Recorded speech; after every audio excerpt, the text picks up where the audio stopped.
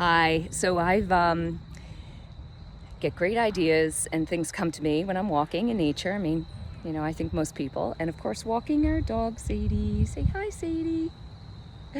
Um, but I just, what kind of came to me was the children during this pandemic and the trauma that they've witnessed, and the ripple effect of that going forward into the future, the trauma of all of us. And then I started thinking, well, it's nothing new.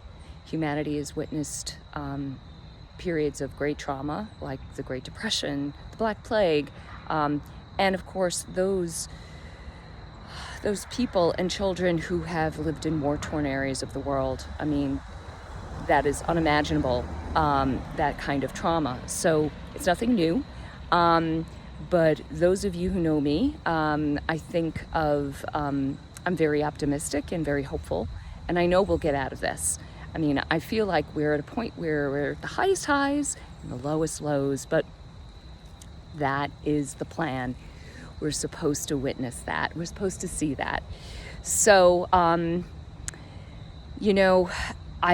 so believe in the concept of, the inner and the outer impacting each other, and what we're experiencing in humanity is directly related to what the earth has experienced over its time with us, and the collective trauma that the earth has witnessed.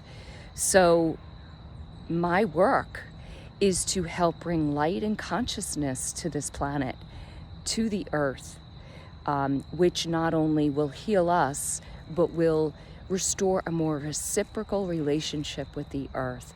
And that is what's really needed. We have to stop thinking with what can I get from her, and what can I also do for her, and work collaboratively. So that's kind of sums up what my work is right now, and working on book 2, coming soon.